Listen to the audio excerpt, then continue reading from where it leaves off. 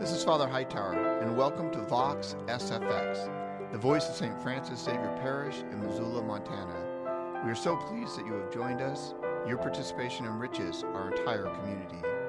We hope that our show serves as a point of light, helping to deepen our understanding and experience of the Catholic faith and history. So join us as we seek through prayer, study, interviews, and discussion the roots of the practice of our faith. God bless.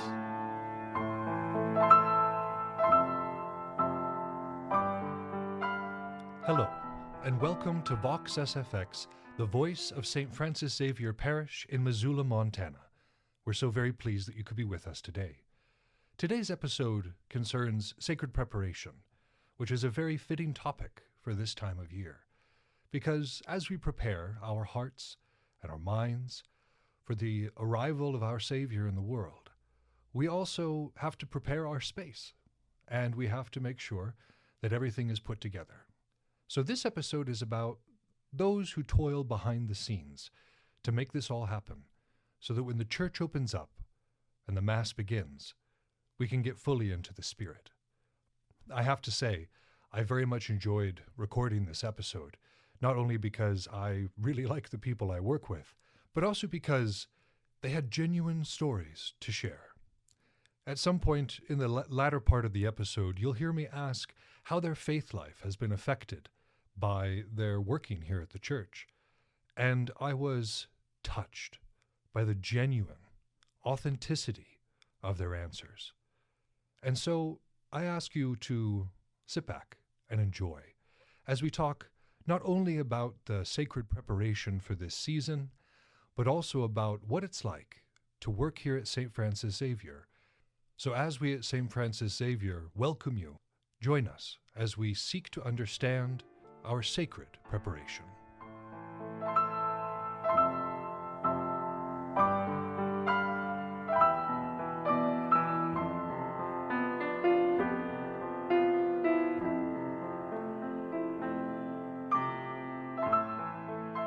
Back in the studio with us today is Colin. You'll recognize him. He's been on a couple of times.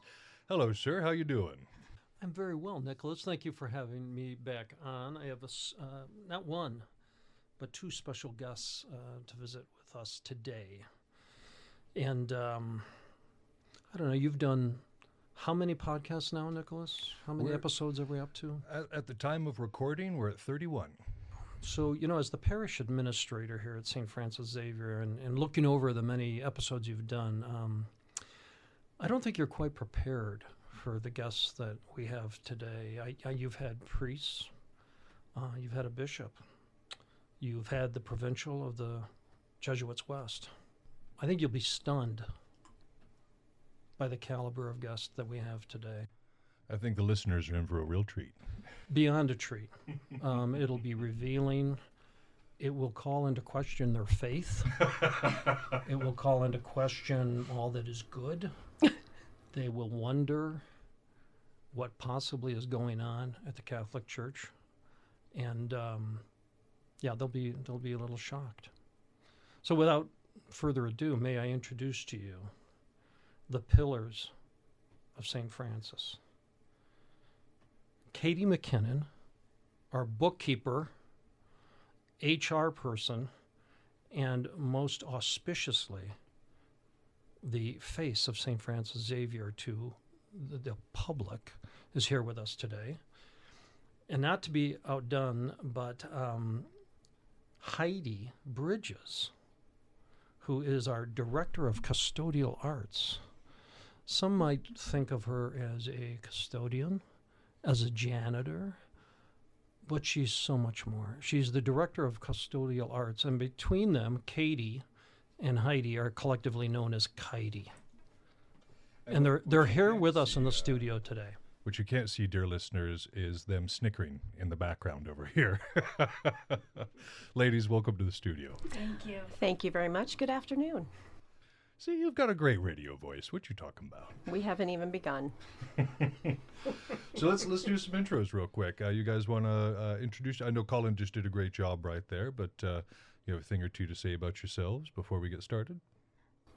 Well, do you want me to go first, Heidi? I do. All right, let me go first. Well, as Colin said, I'm Katie McKinnon. I believe my title is like office manager with other duties as assigned. Yes. So basically, I handle a lot of the inside people transactions, we'll call them that. And I've been with St. Francis since 2017 with a brief hiatus in between, but I am, so I have Katie 1.0 and Katie 2.0. So, Heidi. Well, I just started here about a year and a half ago, and I have been a parishioner at St. Francis since 1997. I went through RCIA, and I was baptized here, and this is home. I love it. I love it. So this is a part of our series on preparation for Advent and kind of the behind the scenes that goes into making this happen, because it's a very special time of year for us Catholics, for Christians in general. But there's a lot more to it than what meets the eye. Then when you walk into the church and it's beautiful and there's music, something goes into that.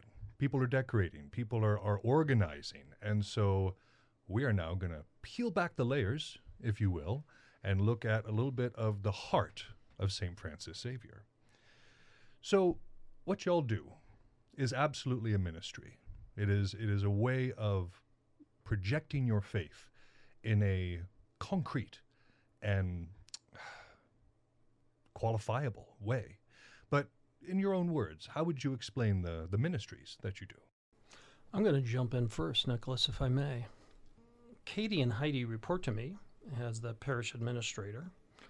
And one of the reasons why I thought it'd be apropos to have them come on today's podcast is because so much of what goes on at the church is focused on the liturgical, as it should be. As I think Stephen Covey had said, the main thing is to keep the main thing the main thing.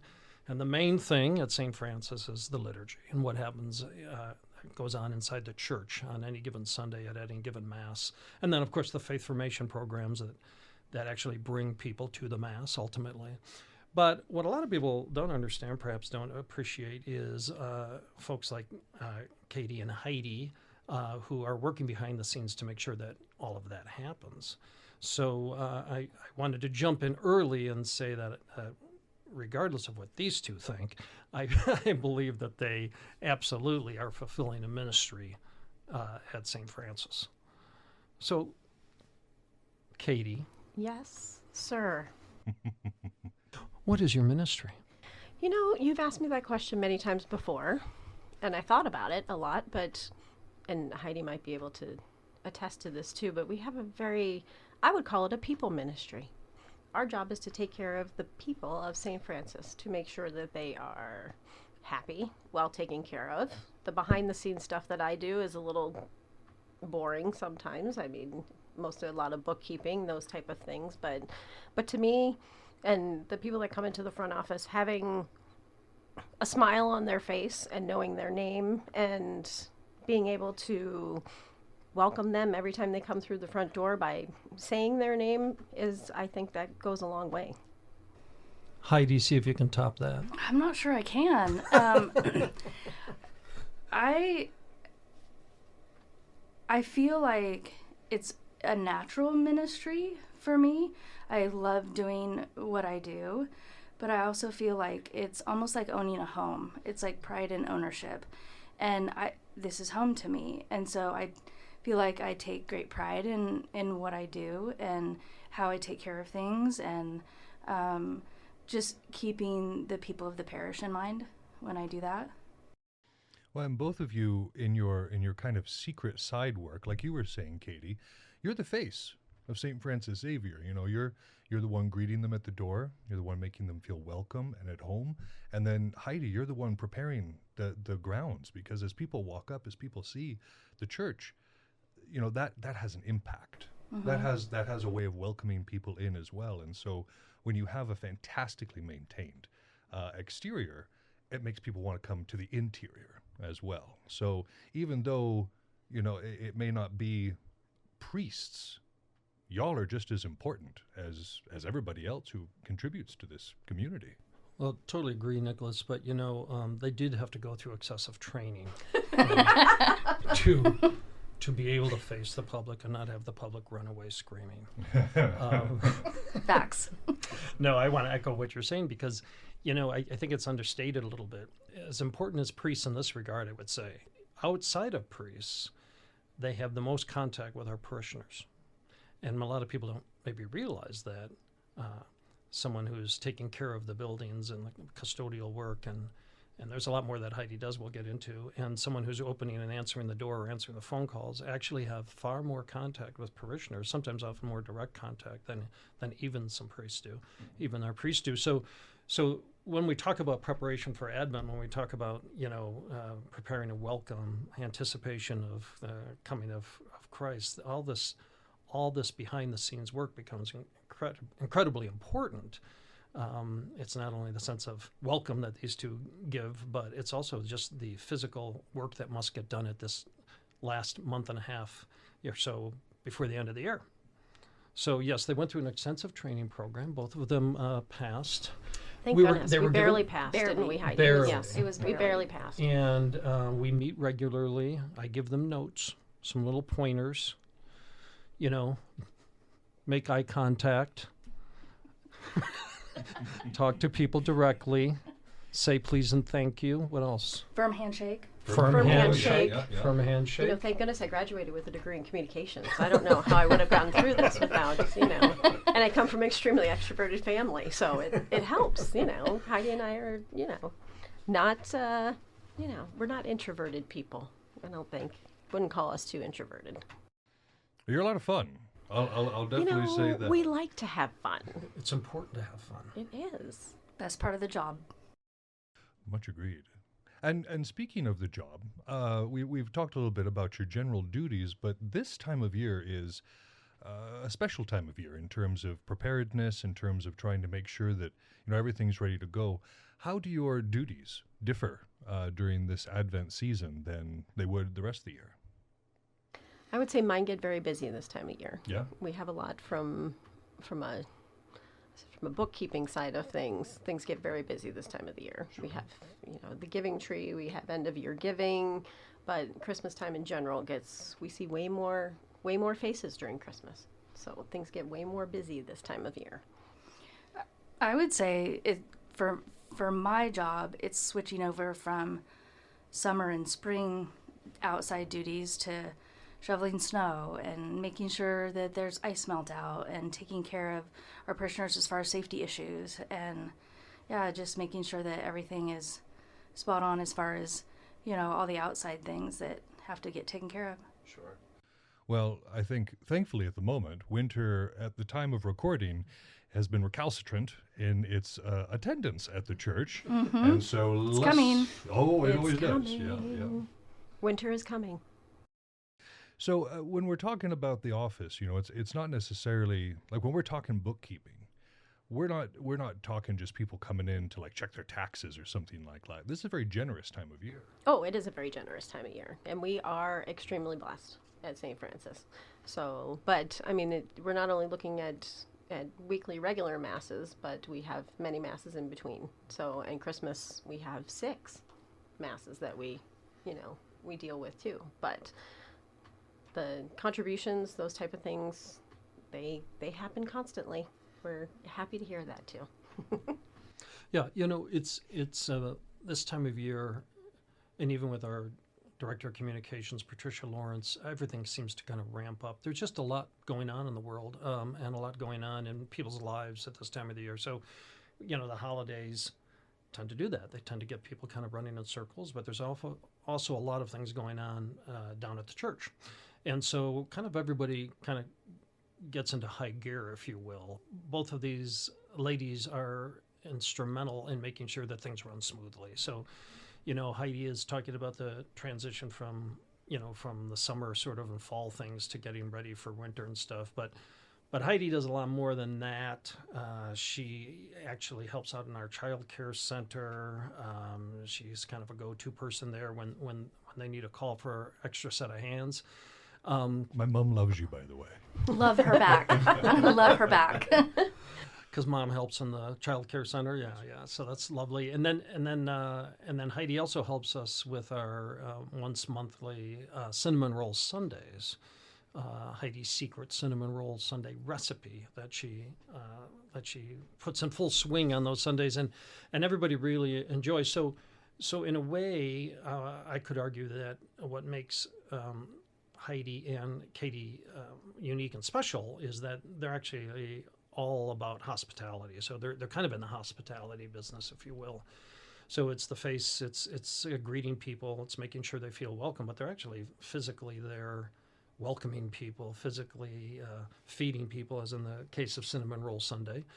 And Heidi and her sister is usually down there on Cinnamon Roll Sundays helping out. So there's a community behind it, there's some joy behind it, but there's also just a lot of effort.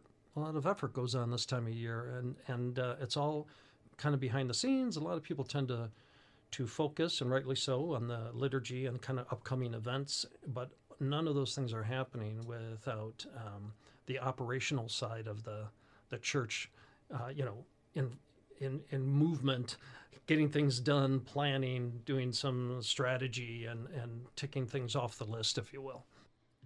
Very true.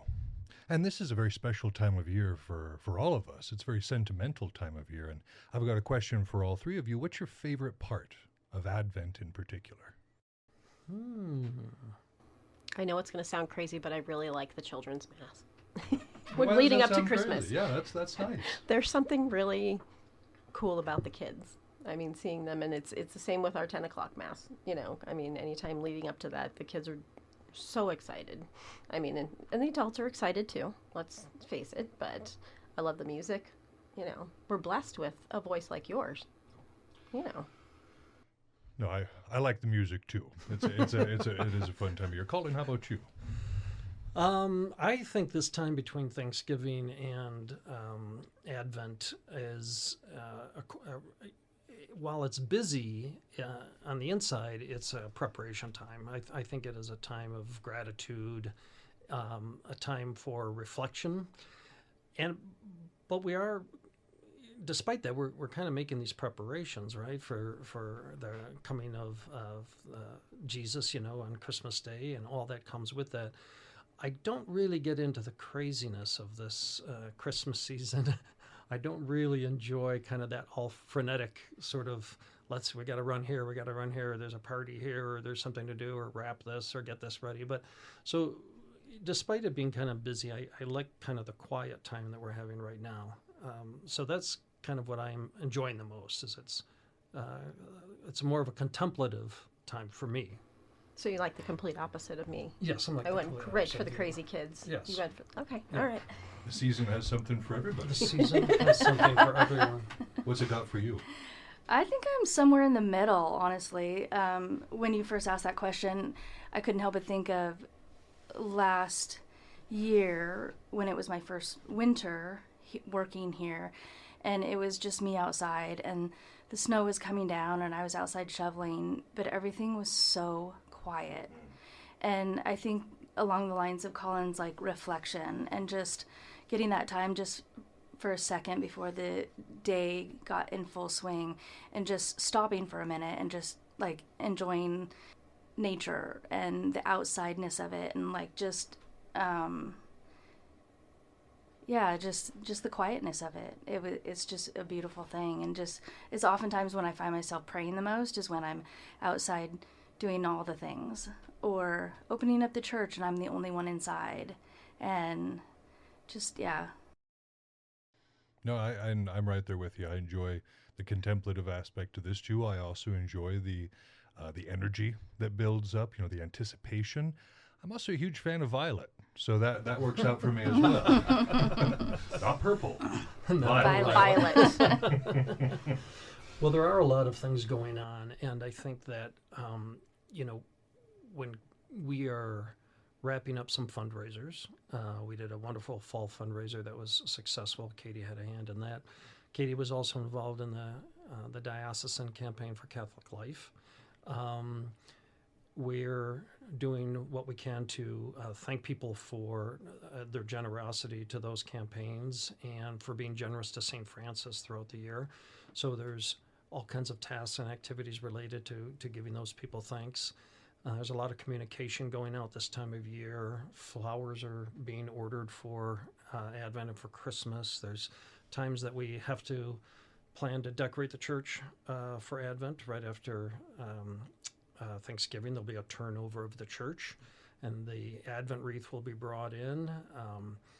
The giving tree is yet another thing we do at this time of year, where we solicit support for a number of local charities, and the parish always responds incredibly generously. But that's how the three of us work together. You know, it's kind of on my radar, but Katie is getting the envelopes ready for the giving tree, and Heidi will be unearthing the giving tree from storage. And for those who aren't familiar, it's simply a way that we provide envelopes for parishioners to take and make an offering to, and those monies are collected and then redistributed to local charities. And it's just a way that we can kind of turn this season of anticipation into also a season of giving and giving to others. So the giving tree is kind of a microcosm of all the things going on. You know, in Heidi's world, I'm kind of going to the trouble of explaining some of these things because, you know, I think people can just say, well, you know, a bookkeeper sitting, you know, paying bills, that's about all there is, you know, or the custodian is, you know, mopping the floors, but there's a lot more going on. So, you know, Heidi has an awful lot of square footage here. You know, St. Francis here in Missoula is an entire city block. There's 3 buildings plus a garage and storage area, and a campus to boot. So she's involved with taking care of all of that and maintaining all of that. But then now the church is going to need some special attention coming up to Advent. I don't know if you know this, Heidi, but you're going to have to get after the church and make sure it's in working order here. Other duties as assigned. Other duties as assigned. See, we both have that. So she'll be taking some extra special care in the church and taking care of that. We also have, as many know from several podcasts ago, that we had a wonderful rehabilitation of the hall below the church.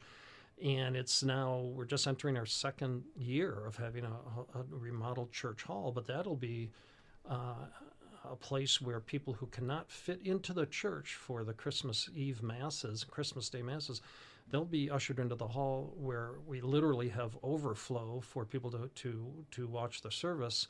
And so that's live streamed into the basement, but that means we have to kind of set up a second church, if you will. And so there's quite a bit going on at this time of year, all of which is to serve really the main goal, as I said at the beginning of our conversation, is to support the liturgy and make sure people feel welcome. I do want to cycle back real quick to just working at a church in general. I think people get an image in their head of what it would be like to work for a church. You guys are already giggling. I love that. When you first started working here, did it match up with your expectations, or was it a little bit different? Wow, I had absolutely no idea what it was going to be like. I really didn't. And we do get that question. I mean, I think we've talked about that before, that people look at you and go, you work at a church? I mean, basically, how fun could that be? You know? And honestly, it turned out to be, I can honestly say it's the best job I've ever had. I mean, I was approached, you know, by Colin, who is a dear friend, and said, hey, what do you think about, you know, doing this bookkeeping thing for us? And I went, okay. You know, usually open to a lot of things, but it was a hard sell. It was a hard sell. It was a really hard sell, but I thought, no, that might be, you know, a little bit more calm working at a church and, you know, that sort of thing. So I gave it a try, and frankly, it's turned out to be one of the best jobs I've ever had. I mean, it is the best job I've ever had. And it's not just the job itself, it's the people that I work with that makes all the difference in the world. But yeah, you do get that question from people, like, you work at a church? You know, it's sort of a strange question. People work at church, you know, but like Colin has probably mentioned a couple times before, but it's you know, I mean, it is a business that runs behind the scenes of a, you know, I mean, a church is a business. And so that's my job, is to, you know, and with Colin, and is to handle that side of the business. So what you said was really moving, and Heidi wiped away a fake tear. Did she wipe away a fake tear? She wiped away a fake Do you tear know- when you said it was a joy to work with others here. I often, bring her to tears, and she brings me to tears. She brings me to tears a lot too, but for different reasons. What about you, Colin? Did it match up with your expectations? When I was a young boy, I said, I'm going to grow up to be a parish administrator one day. Okay, we're going to have to just laugh here. Okay. Just let it out. No, life takes many twists and turns, as they say. But no, to be honest with you, when I was first approached by coming to work for St. Francis in this capacity, my first thought was I'm going to be bored, because I kind of viewed churches as, those are sleepy places. You drive by a church, it's very quiet. There's not a whole lot, doesn't seem like a whole lot of activity is going on and stuff. So actually, that was my first concern, was really like, am I going to get bored, working at a church? Is there enough going on? And, thankfully and gratefully, that's really just not the case. I see you flying by the seat of your pants every time I see you. You just zooming. I can just say there's more than meets the eye when you're just driving by the front of the church, in order to really understand what's going on, the kinds of activities that are going on, where priests are trying to be involved in the daily lives of people, how they're running to the hospital for people that are in need of a priest there for healing. And we do have, all the regular things. We have faith formation classes and funerals, and we have meetings, and we have weddings, and we have baptisms, and we have people just stopping in off the street. Maybe they're looking for some assistance. Maybe they want a rosary. Maybe they want something to help them on their way. It might be one of our business, vendors or partners having to help us come in and fix something that's gone awry here in terms of the physical plant and everything. But no, there is a lot going on. It has a lot to do with the caliber of the crew, caliber of the staff, in terms of the number of plates that are spinning at any given time. So, no, my initial concern was that I was going to get bored, and again, gratefully, thankfully, that's just not the case. But I'm really dying to hear what Heidi has to say. Same here. I'm on the edge of my What seat. was the question again? The question was, does working in a church, whatever your expectations were beforehand, did they meet them, excel them? What you got here? As far as working here, I would have to agree with Katie on this one. It as far exceeded my expectations, as far as like the staff and how we are together and how well we work together. And I did get the question as well. You're working where? Or you're doing what? And again, Colin worked on me probably for a few years. It was a tougher sell. It was a tougher sell for Wow, me. I sound weak now, don't I? Yeah. No, but there was a lot of prayer involved in and reflection. And not that I didn't want to be here. It was just where I was at in my life at the time. And but I love getting up and going to work. I love being here with every single one of the staff, and it's just it's such a unique place for me, because everyone works so well together, and there's not one thing that I am asked to do that someone else wouldn't either help me with or do it on their own as well. And so it's very unique in that situation where it's like we all help each other, and I'm super grateful for that. Duties as assigned, right? Yes. Yes. Other than singing or doing anything like major liturgical things, we're good to go. Yeah. Fair enough. Yes. I can't carry a tune, like you. I was for a like minute. you though, Katie. I was a easy sell. All Colin had to do was flatter me, and here I am. Here we are. So Colin should feel pretty good right now that he has three people in a room. I will expound. I do feel good, and I think this is kind of an important. I'm glad you guys are bringing this up, because it's an important message for people to hear. Is churches aren't sleepy. They can be joyful places to work, and you can look forward to going to work if you work at a church. But so much of that is dependent upon the staff members themselves. Like I can say this about Katie and Heidi and yourself, Nicholas, and the entire rest of the staff. We should maybe do a staff podcast. Can we all fit in here? 15 microphones all at once. We don't have that many people. But the strength of the staff Nicholas just fell off his chair. I saw the panic in Nicholas's eyes. No, the strength of the staff is critically important. I echo what Heidi's sentiment here is that I think everyone pitches in. We all have our duties and duties as assigned, but everyone is willing to pitch in to get a job done, get something. And if someone calls out and says, "I need help," but even more than that, I think people generally look forward to seeing each other in the morning. There's at least I can speak for myself. I look forward to seeing these two in the morning, and the rest of the staff as they come in. People are usually very happy to be here. We all have our up and down days like any other place, but that is a wonderful thing to be able to come to a place. I remember when the first position I ever had was in a company back east where I had a boss that was particularly difficult and challenging, and so every day was kind of driving into work. You could feel the tension growing. And it just like, oh my gosh, and kind of counting through the hours, to get through the day. So, it's nice. It's very nice. It's almost a downright luxury to be able to go to a place where it's kind of a joy to hang out.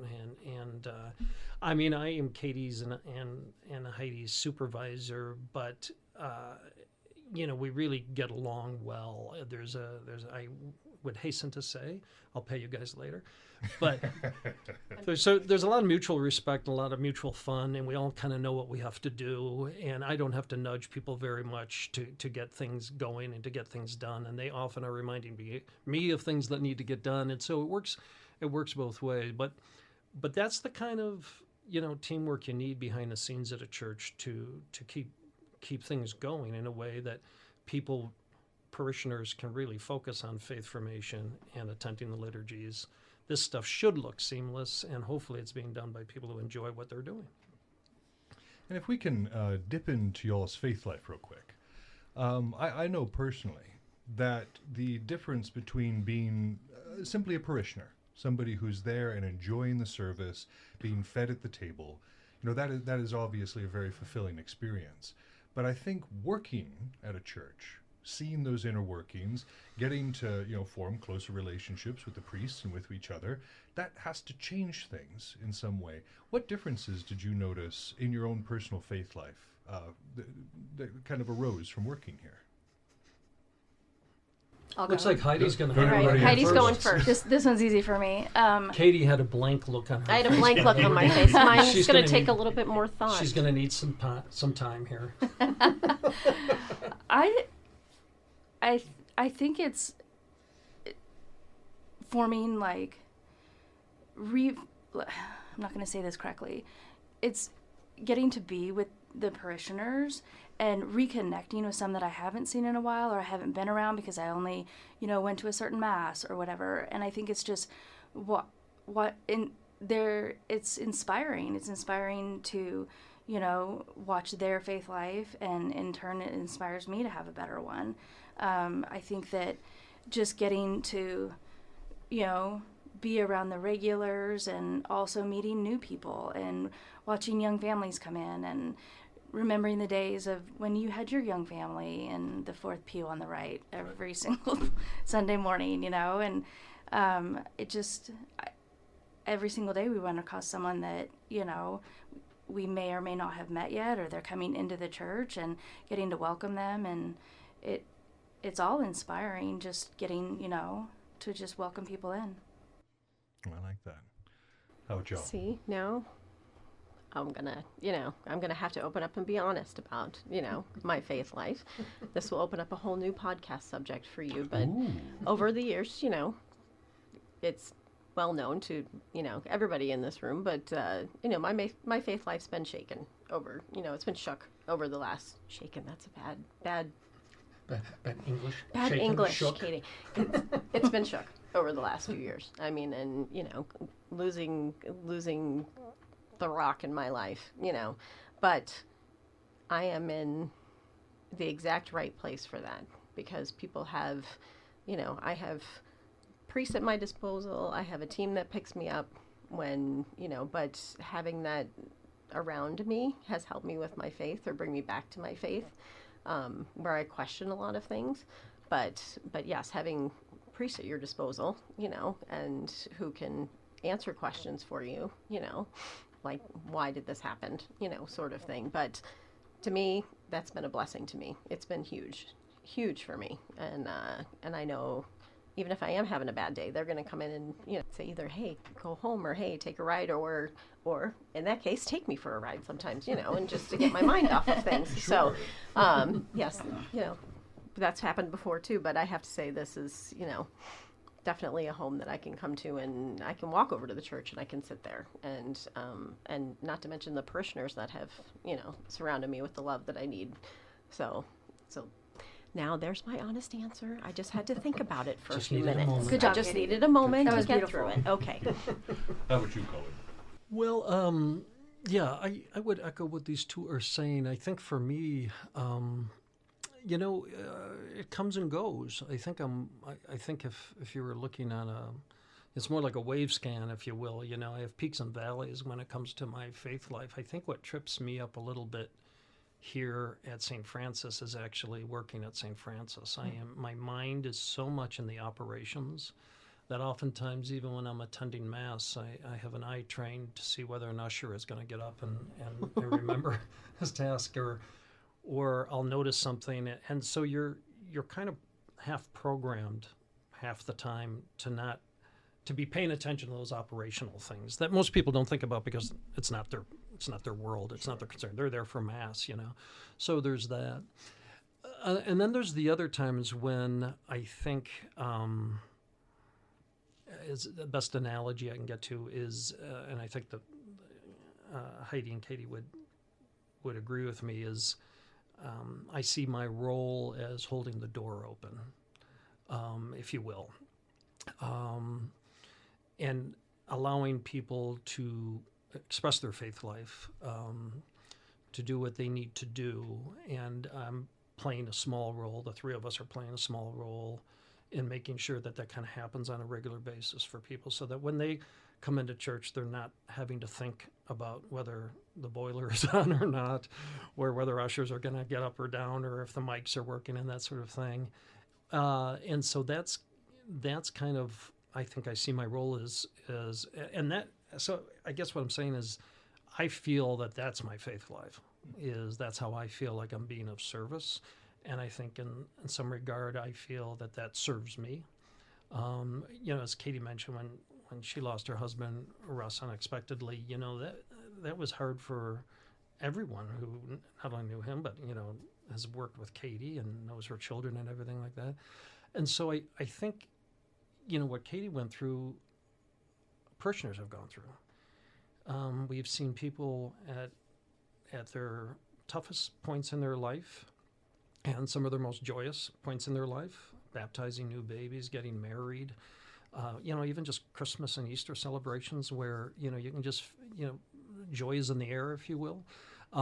But I think what I've come to, my faith life isn't maybe this kind of really, I guess, rich or introspective, prayerful sort of connection with God. It's kind of an understanding that, hey, this is my role, isn't it, Lord? I'm going to help hold the doors open, keep the lights on, so that this can be a place where people can really feel your presence. So in a small way, I think that all of us do that, and that's kind of the ministerial role we enjoy, is doing that, performing that service. I know for me, it can be kind of strange that I have bosses that know way more about me than any other employers, because my bosses are my confessors, and so with that gives an ability to be more genuine, to be more authentic. So it's like there's nothing that's going to surprise here, and as long as you're doing your best and being professional and everything, this is it's very interesting, but I like it. I like it a lot. Yeah, and there's a lot of fun that goes on. I mean, should we talk about the UBRs? We should talk about. We should talk about You should tell the me code what book? a the code book. UBR is. Do we Code dare? book. Well, Do we dare we can talk hint about at the it. code book? There's a code book. There is a code book. There is. There's a code book when things happen at the parish that are kind of out of the ordinary. It is when you're, when I'm sitting out in the front office and all of a sudden the church bell starts ringing and it's not a, holy day or no one's over there or who's ringing the bell? So That's a good question. That's an unauthorized bell ringing, or UBR. Yes, UBR. And so there'll be a shout out from one office to the next. UBR. We got a UBR. We got a UBR. We got an unauthorized bell ringer. Does that mean that there's just somebody over there enjoying There is the some noise? random person that walked in, saw the rope, and thought they'd just go ahead and ring the bell. And there's there's a number of these codes for odd happenings Yes. that occur. And We're up to 13. Yes, we're up to 13. What are some other ones? Oh my. I don't know. The UBR is the one that's closest Yeah, to the my UBR is the memory. one that's closest to my, I can't even think, well, we had the unauthorized bell video the other Yes. night because, our bell was actually in the Yellowstone show.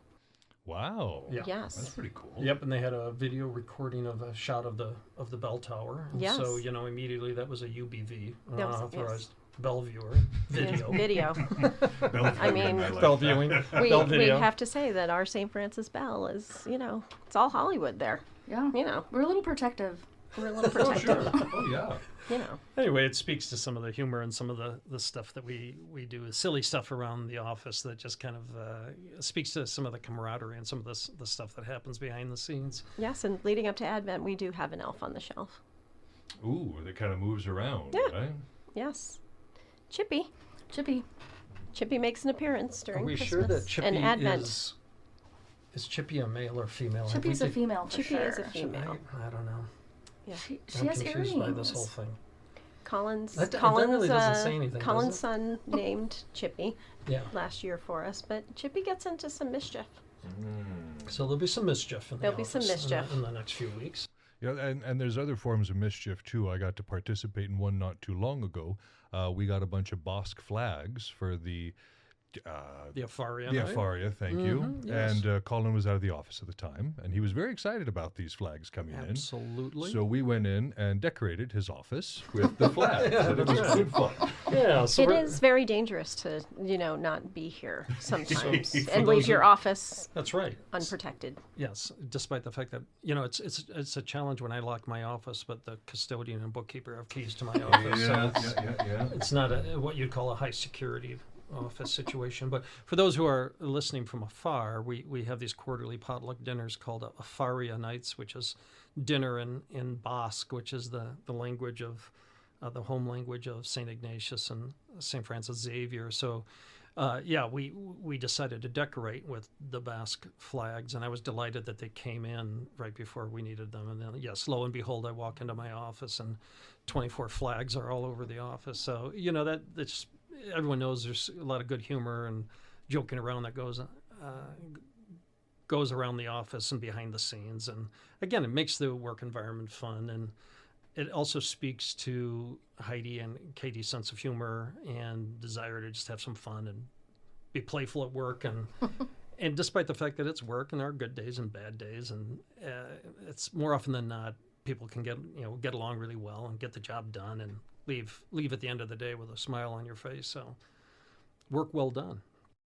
So in summary, I guess it sounds like working at a church is very much like working other places, in that your team really sets the tone for what's going on. But there's also, again, that ministerial aspect, the feeling that you're serving your community and that you're being of some sort of benefit to the people who you share a church with.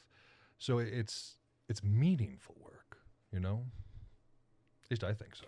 Definitely. Yes, if people walk away with a smile on their face, we've done our job. Well, I'm always certainly smiling every time I see y'all. Well, before we end today, I was just wondering, do y'all have messages for anybody, either during this Advent season or in terms of, kind of any suggestions as to further their faith life or get involved at their churches? What do you got? I'll go first. This is a podcast talking about kind of preparation for Advent, and I wanted to really highlight, and I thank you, Nicholas, for bringing us on this particular episode. I wanted to highlight people that are behind the scenes. And so, my message is, think about the people that are quote unquote behind the scenes in your life. People that are, it could be your mom or your dad or a relative. It could be teachers. It could be people that you work with. It could be your car mechanic. It could be anyone who's kind of helping you get through life and get you through the day. Be aware of those people and thank those people and pray for those people.